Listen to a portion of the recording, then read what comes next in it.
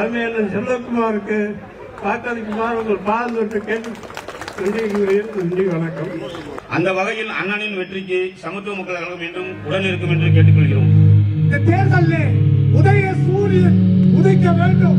நம்முடைய வெற்றி வேட்பாளர் கே செல்வகுமார் அவர்கள் மகத்தான வெற்றியை அதிக வாக்குகளில் சட்டத்தை வெற்றி பெற்றார் செய்தியை தமிழக முதல்வருக்கு தர வேண்டும்.